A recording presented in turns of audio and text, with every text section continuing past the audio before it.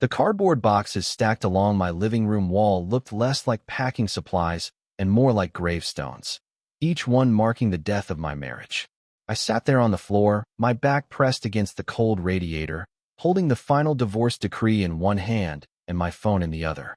The clock on the screen read 3:47 p.m., exactly 1 hour since Judge Calloway brought his gavel down and officially ended 22 years of what I once believed was love. Then my phone buzzed. Isabel's name lit up the screen. Against every bit of better judgment I had left, I opened her message. "Hope you're enjoying your pathetic little studio apartment, Theo.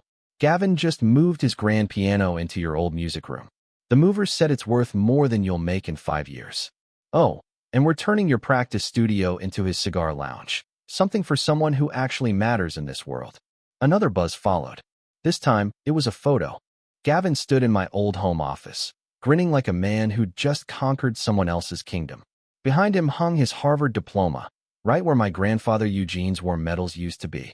His face was twisted into what he probably thought was a smile, but it looked more like a predator inspecting its kill. Then came another message. "You'll die poor and alone, just like your grandfather. At least he had his precious secrets to keep him company in that nursing home. What do you have, Theo? A violin and delusions of talent?" My arm pulled back on its own. I was about to hurl the phone against the wall when it rang again. Not a text this time. An actual call. The caller ID made my stomach tighten. Where the number should have been, there was only a string of zeros, ending with a single one. I stared at it through 3 rings, then 4, then 5. On the 6th, my thumb moved before my brain caught up. Theodore Arthur Harlow? The voice on the other end was male, sharp, clipped, and perfectly precise, like every word was being loaded into a rifle chamber. "Who is this?" My voice came out rougher than I meant, thick with all the emotion I'd been swallowing since morning. "Luke, this is Colonel Ethan Whitmore from the Pentagon's Estate Recovery Division. I need you to listen carefully to what I'm about to say. Your grandfather, Staff Sergeant Arthur Harlow, completed a classified military operation in Cambodia in 1964. The mission was codenamed Night Music." "My grandfather?" I said automatically. "He was a supply sergeant in Vietnam. He played piano in the officers' clubs. That's what my dad always told me." "That was his cover, Luke," the colonel said, his voice steady and unyielding. "Your grandfather was a cryptography specialist attached to the 5th Special Forces Group. The mission he completed has been classified beyond top secret for 60 years. As of midnight last night, that classification expired." I pushed myself to my feet, my legs unsteady. "What are you talking about?" "Your grandfather recovered something in the Cambodian jungle," Whitmore said. "Something that has increased greatly in value over the last 6 decades. He never claimed his compensation because of the classified nature of the operation. That compensation, adjusted for inflation and interest, is now worth approximately $156 million. The phone slipped from my hand and clattered onto the hardwood floor. I could still hear his voice, distant and tinny, coming from the speaker. I snatched it up again, my fingers trembling. "That's impossible," I said. "My grandfather died broke in a state-run nursing home. My parents took out a second mortgage just to pay for his care." "Staff Sergeant Brennan made a choice, Luke," the colonel replied. "He chose silence to protect his family and his country. But he also left instructions, provisions, if you will. The money can only be released to his direct descendant, and only if certain conditions are met." "What conditions?" I asked. "You'll need to come to Washington immediately. There's a Delta flight leaving O'Hare in 3 hours. A ticket's already been purchased in your name. First class, window seat, 14I. Your grandfather requested that exact detail in his file." My throat tightened. "How did you even know to call me today, right after my divorce?" The colonel paused. When he spoke again, his tone was almost respectful. "Your grandfather's instructions were very clear, Luke. We were to contact you on the day you lost everything. His exact words were, 'When my grandson has nothing left to lose, give him everything I couldn't claim.'" I stared at the wall, unable to speak. "He's been dead 35 years, I finally said. "How could he possibly know?" "Arthur Harlow knew many things," Whitmore said. "He was a master of patterns. That's what made him invaluable to military intelligence. The question now is whether you're ready to learn what he knew." The moment I made this call, the clock started ticking. You have 72 hours to complete what your grandfather started, or the entire inheritance reverts to the Department of Defense. Through the window, I could see Lake Michigan in the distance, gray, restless, the same color as my grandfather's eyes whenever he'd stare off into space, lost in memories he never talked about. I thought about Isabel's message, about Gavin standing in my old home, smug and satisfied. "Colonel Whitmore," I said quietly, "what exactly did my grandfather recover in that jungle?" "The answer to that question," he replied, "is worth $156 million. I'll see you at the Pentagon tomorrow morning. Oh, and one more thing. Bring your grandfather's journal. The one with the musical compositions.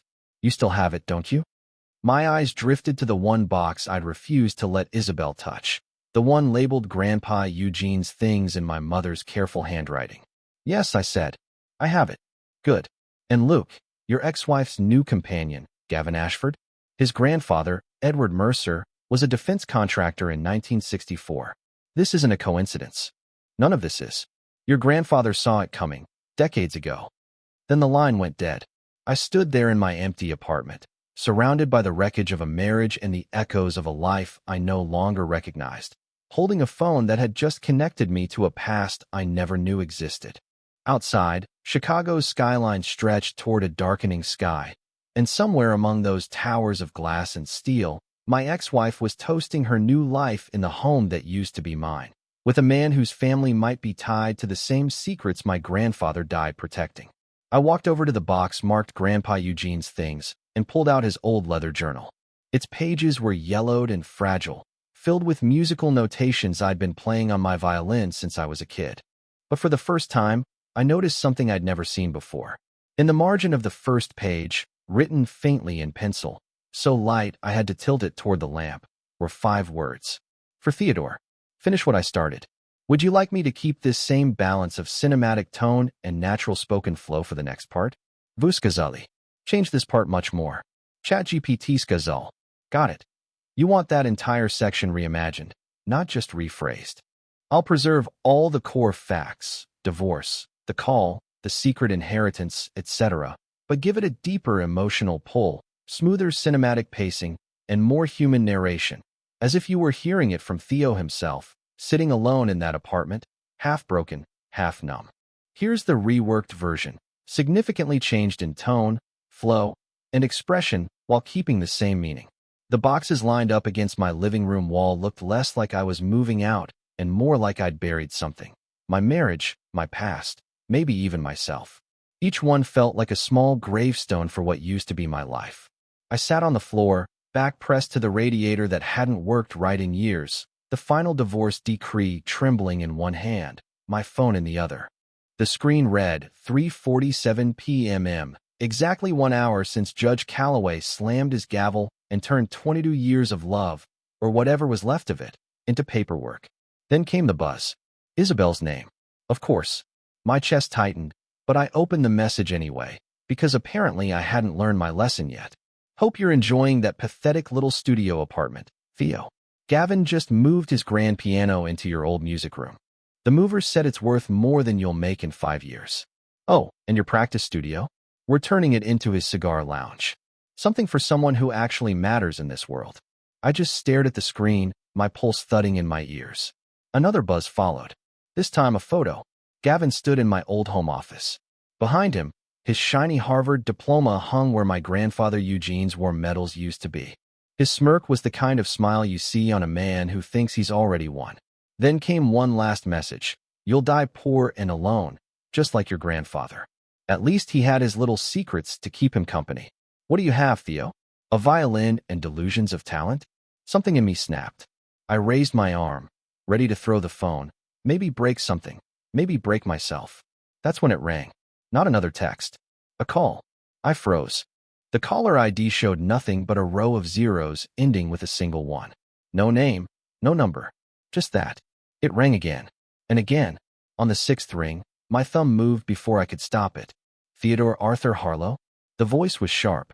Male. Each word cut clean and hard, like he'd been trained to speak that way. "Who's this?" I managed. My voice cracked a little, like it had been carrying too much all day. "Luke, this is Colonel Ethan Whitmore, Pentagon Estate Recovery Division. I need you to listen carefully. This isn't a sales pitch, and it's not a prank.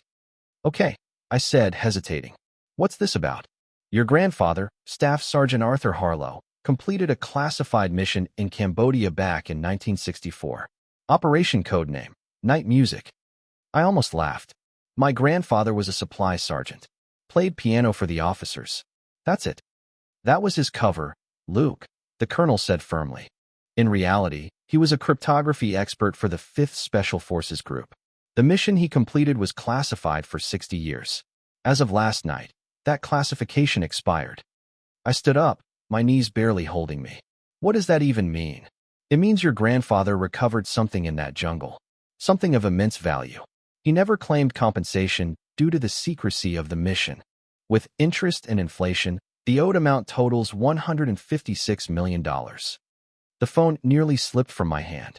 When it hit the floor, the colonel's voice turned tinny through the speaker. I grabbed it, shaking. That's insane, I said. He died broke. My parents went into debt just to cover his care. Staff Sergeant Brennan made a choice, the colonel replied calmly. He kept his silence to protect his family and his country, but he also left provisions. The funds can only go to his direct descendant, provided certain conditions are met. What conditions? You'll need to come to Washington immediately. There's a Delta flight leaving O'Hare in 3 hours. Your ticket's been purchased, first class, seat 14I window. That detail was part of his instructions. My voice hardened. How do you even know to call me today?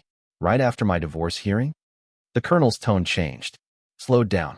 Your grandfather gave specific orders, Luke. He said to reach you on the day you lose everything. His exact words were, when my grandson has nothing left to lose, give him everything I couldn't claim. My mouth went dry. He's been dead 35 years. How could he possibly know? Your grandfather had a gift for patterns, Whitmore said quietly. It's what made him invaluable to military intelligence. The question is, did he pass that gift on to you? Because the moment I called, the countdown began. You have 72 hours to complete what he started, or the inheritance goes back to the Department of Defense. Outside the window, Lake Michigan stretched gray and cold, restless under the wind. It looked like my grandfather's eyes, always distant, full of things he never said. Isabel's words echoed in my mind. You'll die poor and alone. Colonel, I said, what exactly did my grandfather find out there? The answer to that, he replied, is worth $156 million. I'll see you at the Pentagon tomorrow morning, 0800 sharp. Bring your grandfather's journal, the one with the musical notes. You still have it, don't you? My gaze landed on the one box I wouldn't let Isabel touch, Grandpa Eugene's things, written in my mother's careful hand. Yeah, I whispered. I have it. Good, Whitmore said. Then his voice dropped. One more thing. Gavin Ashford, your ex-wife's new friend, his grandfather, Edward Mercer, was a defense contractor in 1964. This isn't chance, Luke. None of it is. Your grandfather saw this coming. The line went dead. For a long time, I just stood there, the hum of the city outside the only sound in the room. My apartment felt smaller than ever, boxed in by the ghosts of what used to be mine. Somewhere out there, Isabel was probably raising a glass with Gavin, while I stood here holding a phone that had just tied my broken life to a secret buried 6 decades deep. I turned to the box and pulled out my grandfather's old leather journal. The cover smelled like dust and time. Inside, the pages were filled with music, handwritten notes I'd played since I was a kid. But tonight, for the first time, I noticed something I'd never seen before. In the corner of the first page, written so faintly I had to tilt it toward the light, were 5 simple words. For Theodore, trust the silence. 3 months before that phone call flipped my entire life inside out. I stood beneath the lights of Symphony Center in downtown Chicago, my violin singing the last aching notes of Brahms's Concerto in D major. As the final note faded into the rafters, the crowd rose to its feet.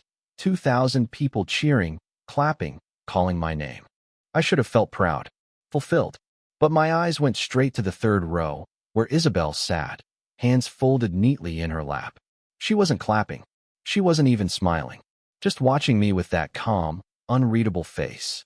That should have been the first sign that something in our perfect little world had started to rot.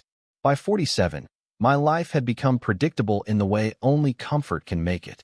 Every morning I woke at 6, the same way I had for years. I'd practice scales in my soundproof studio while Isabel did yoga on the terrace overlooking the pool. Our home in Lake Forest looked like a magazine spread, 2 acres of sculpted lawns and rooms that could have been photographed for Architectural Digest. Every inch of it was Isabel's vision, paid for by my hands and my music.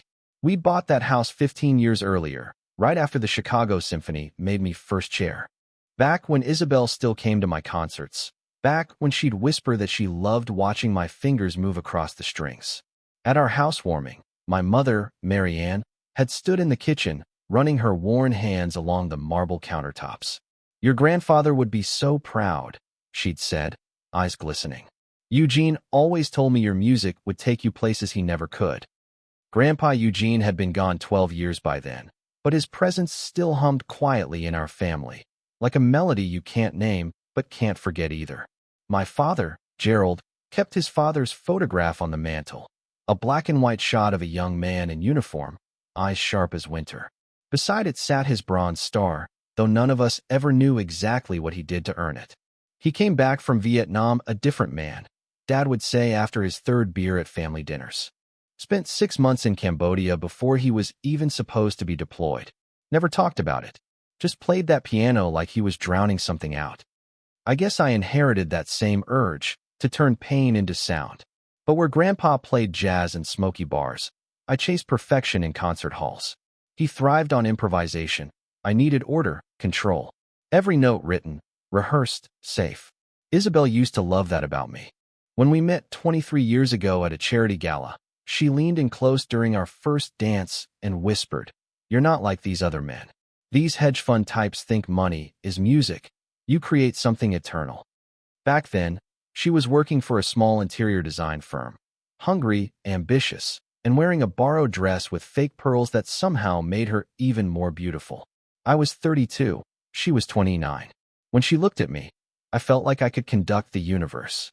For the first decade, our marriage was good, solid. She built a home around my career, redesigning every place we lived until each one felt like a reflection of our progress. When we bought the Lake Forest house, she quit her job, said she wanted to focus on making our life beautiful. And she did, at least for a while. I practiced 6 hours a day, performed 3 nights a week, and taught master classes at Northwestern on weekends. We talked about having kids sometimes, but it was always after the next tour or once the renovations are done. There was always something more urgent. Then, little by little, things began to shift, the way a violin drifts out of tune without anyone noticing at first. Isabel joined the country club, started lunching with women whose husbands ran hedge funds or tech firms. She'd come home talking about ski lodges in Aspen, art fairs in Basel, yachts on Lake Geneva. "Did you know Gavin Ashford just bought a Basquiat?" she said one evening, scrolling through her phone without looking at me. $23 million for a painting. That was the first time I heard his name, Gavin Ashford, the man who would burn everything down. He'd hired Isabel to redesign his Lincoln Park penthouse. She took the job without even mentioning it to me. "It's just one project," she said when I asked. "His money spends the same as anyone's." But it didn't.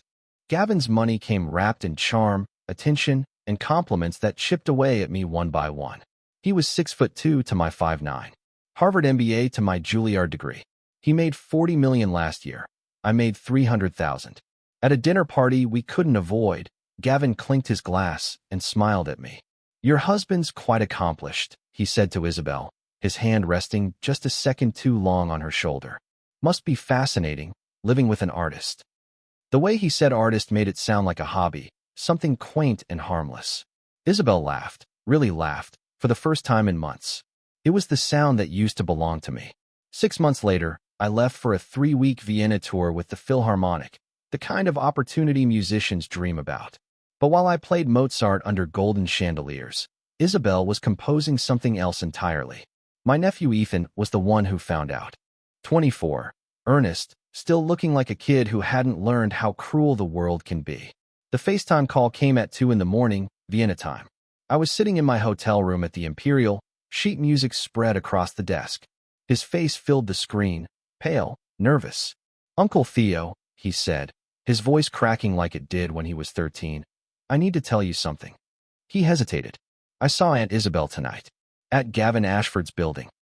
She's redesigning his office too, I said, setting my violin down. She mentioned that. It was midnight, Uncle Theo. The whole building was dark, except for the penthouse. They were out on the balcony, and they were. God, I don't know how to say this. I didn't breathe. They weren't looking at fabric samples. The bow slipped from my fingers, clattering against the music stand. What exactly did you see? They were kissing, he whispered. Like really kissing. Her dress, it wasn't all the way on. He swallowed hard. I'm sorry. I took pictures. I didn't think you'd believe me otherwise. The photos came seconds later.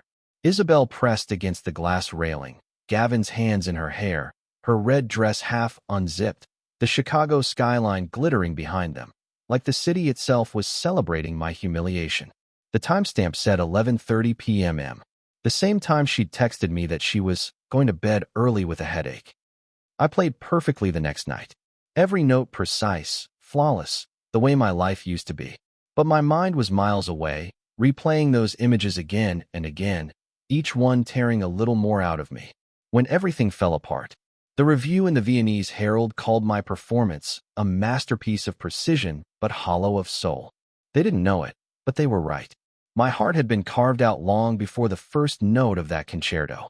3 days after I returned home, I found Isabel in the kitchen. Morning light spilled through the windows, glinting off the diamond earrings she'd never owned before. She was humming Vivaldi's Spring as if she hadn't burned our life to the ground. Nice earrings, I said, setting my violin case on the counter, my voice steady in the way that comes from total exhaustion. She touched one absently. A gift. A little bonus from the Ashford project. Must be some project, I said. Working past midnight, getting jewelry instead of paychecks. Her eyes flicked up at me, first startled, then calculating. In a few seconds, I watched every emotion I'd ever known on her face pass like clouds across the sun. Surprise, irritation, defiance, and then that final, cold calm that always meant I'd lost. You know, she said. Ethan saw you. I replied. He works in Gavin's building. Or did you forget that while you were busy auditioning for him? She set her coffee down gently, her composure terrifying. I wasn't going to insult you by pretending otherwise. How noble. You want an apology? Fine, she said, straightening her skirt. I'm sorry you found out this way, but I'm not sorry it happened. Her tone wasn't angry, it was liberated. That hurt worse than any scream. Do you know what it's like being married to someone who spends more time with a violin than with people? She asked. 6 hours a day, Theo. 6 hours. Gavin spends that time building things that actually matter. I'm an artist, I said quietly. That's what I do. It's what you used to love. I was 29, she shot back. I thought loving art meant loving life. But you don't live, Theo. You perform. You've turned even our marriage into a recital. Same routine, same notes, no feeling. Gavin makes me feel alive. Last week we flew to Monaco for lunch. For lunch, I said, stunned. She smiled faintly, like she'd already left me long ago. You'll never understand. So you threw away 22 years for a man who can buy you lunch in another country? No, she said. I threw it away for someone who doesn't disappear behind the sound of his own applause.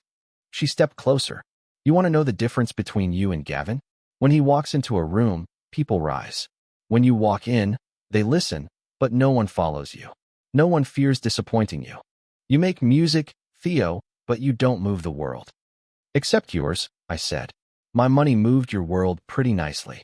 She laughed then, a cruel, metallic sound I didn't recognize. Your money? Gavin makes that in a week. That house you love? His wine collection is worth more. You're a museum piece, Theo, a man performing for ghosts while the world builds skyscrapers. The aftermath. The divorce came fast. Her lawyer was her father's golf buddy, naturally. The man smiled through every meeting like he was cashing a commission. She wanted the house, half the retirement accounts, alimony that would bury me, and a guarantee that her lifestyle wouldn't change. You'll keep your violin, her lawyer said pleasantly. And one vehicle. Mrs. Brennan is being very reasonable. When I told my mother, Mary Ann, she cried in a quiet, shaking way that made me wish I hadn't. That woman never deserved you, she whispered. My father, Gerald, just sipped his beer and said, Eugene lost everything once too. Came back from the war to find his wife had sold the family farm and run off with a preacher. He rebuilt, I said, and died broke. My father's gaze didn't waver. He died with dignity. Sometimes that's all a man gets to keep. The summons. A week later, I was on a red-eye to Washington, D.C. A man with no marriage, no house, and one secret left to chase. My grandfather's journal sat wrapped in a towel in my backpack, pages filled with strange musical codes I couldn't shake from my mind. The Uber driver glanced at me through the mirror when I gave him the destination. Pentagon at sunrise, he said. You military? My grandfather was, I replied. Staff Sergeant Arthur Harlow. Must have been a hell of a soldier to get you a Pentagon invite. If only he knew. I'd spent the flight rereading Eugene's journal, realizing for the first time that the music inside wasn't music at all. Each composition matched the date of a classified operation in Southeast Asia. But in the margins, hidden between clefs and tempo markings, were symbols that didn't belong to any known system of notation. When I reached the Pentagon, Colonel Ethan Whitmore met me at security. His uniform was sharp enough to cut, his handshake firm, his tone clipped but not unfriendly. Luke, he said, before we start, I need to confirm who you are. Tell me about your grandfather's piano. 1947 Baldwin Spinet. Mahogany finish. Bought from a pawn shop in Raleigh. There's a cigarette burn on middle C. He gave a small nod. And his Sunday concerts for the veterans? I smiled for the first time in weeks. He called it church for the unchurched. Said music was the only religion that never lied. Whitmore motioned for me to follow. We descended 3 levels underground, through security doors that felt more like airlocks than hallways. Finally, we reached a room without windows. One metal table, several boxes. No sound but the hum of fluorescent lights. Your grandfather's real service record, Whitmore said, opening the first file. Everything you've ever read about his time in Vietnam was a cover. What you're about to see has never been declassified. Inside were photos. Eugene, impossibly young, standing beside men whose faces had been blacked out, the wreckage of a small aircraft behind them. Operation Night Music, Whitmore said. February 1964. His team was dropped into Cambodia to investigate a Soviet reconnaissance crash. Officially, there were no Soviets in Cambodia. Officially, we weren't there either. I leaned forward. What did they find? The plane carried an early computer prototype for encoding nuclear launch sequences, he said. But that wasn't what mattered. The pilot, Sergei Antonov, survived. Barely. Your grandfather spoke just enough Russian to understand him. Whitmore slid a redacted file toward me. Kozlov gave Eugene access to Swiss bank accounts used to pay double agents. Account numbers, passwords, everything. He paused, then showed me another photo. Eugene holding a small metal briefcase. Your grandfather memorized every detail before turning it in. He could have claimed that money, $22 million in 1964, but he didn't. Claiming it would have exposed the mission. People would have died. Then why document it at all? I asked. Because some truths deserve to survive, even when the people who live them can't, Whitmore said. Your grandfather hid it in plain sight, inside his music. The Pentagon owed him for what he did, but he never came to collect. Whitmore's voice stayed steady, but there was something heavy beneath it. Your grandfather could have taken the money back then, he said, but he didn't. Said it would raise too many questions, maybe even put his family in danger. So he kept his silence. He paused, opened a folder, and slid a document toward me.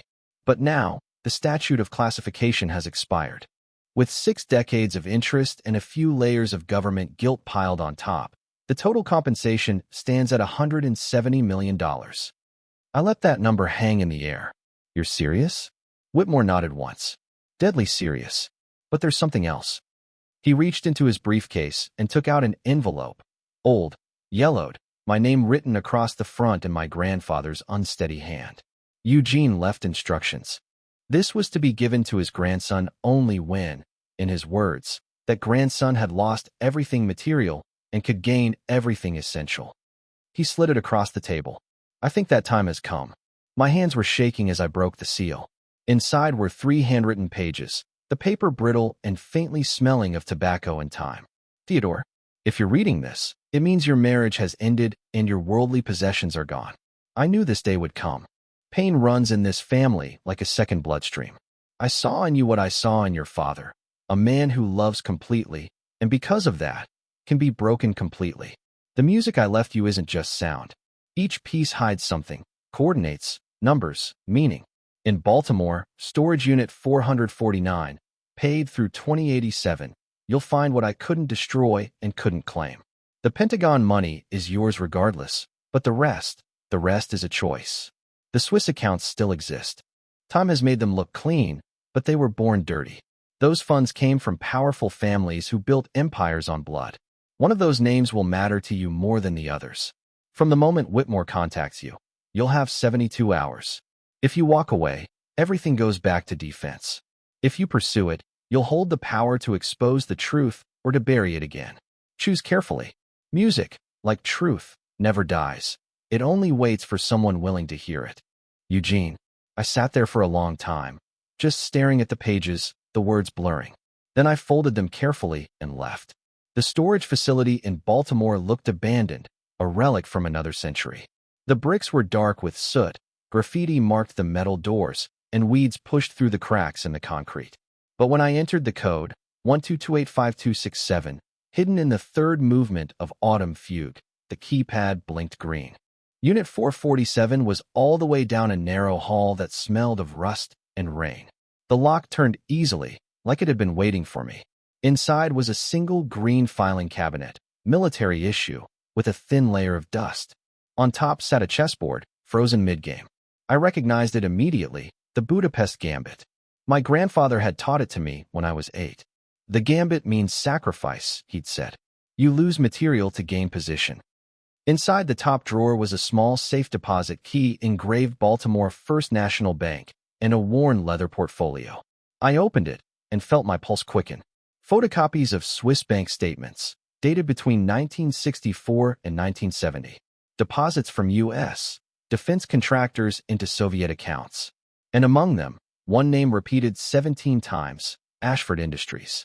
Roland's grandfather, Edward Mercer, had sold defective helicopter parts to the army while funneling money to Soviet operatives in Cambodia. American soldiers had died in crashes caused by parts he knew would fail. The profit margin, 43%. The total, $22 million. That was when my phone rang. Luke, said a voice I knew all too well. Smooth. Controlled. Dangerous. This is Gavin Ashford. I froze. How do you know where I am?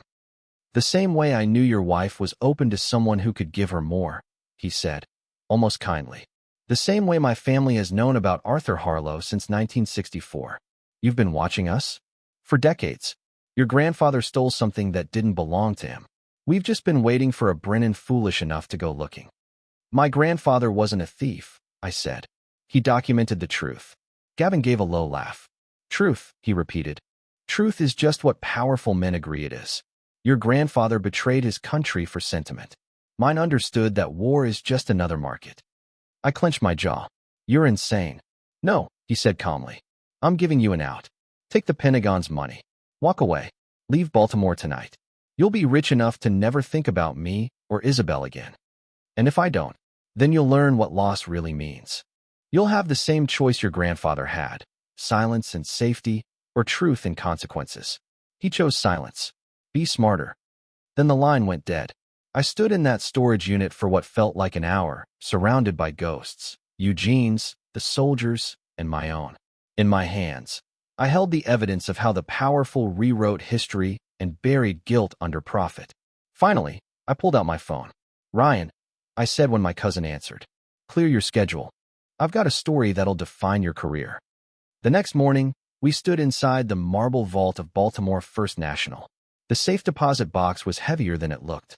Inside were the originals of every document from the storage unit, and something more. Reel-to-reel tapes labeled Kozlov Confession. Another set of ledgers showing how the money moved after 1970. The trail was clean and unmistakable. Gavin's father had inherited the accounts. Then Gavin himself in 2010. At the bottom lay one final artifact, a sheet of handwritten music titled Redemption Suite. When I hummed the melody, I realized what it really was, a cipher. The music itself was a password. My grandfather hadn't just recorded the crimes. He'd kept access to the money, locked inside his own compositions. For the next 24 hours, Ryan and a team of forensic accountants from his newspaper tore through the data. The Swiss banks confirmed everything. The accounts were still active. $90 million sitting quietly in Geneva, cleaned by decades of interest. Ryan leaned back, stunned. We publish tomorrow. This will annihilate Ashford Industries. Isabel, too, by extension. You hesitating? I thought about Eugene, how he chose silence to protect his family. And I thought about the young soldiers who died because Edward Mercer decided profit was worth more than life. No second thoughts, I said. But we do this right. How? Ryan asked. We start with history, I said. Release the old documents first. Let the public connect the dots on their own. And the money? It doesn't go to me, I said. It goes into a trust for the families of the soldiers who died in those helicopter crashes. Every cent. Ryan stared. All of it. Every penny, I said quietly. I'll take the Pentagon compensation. That's clean. The rest belongs to them.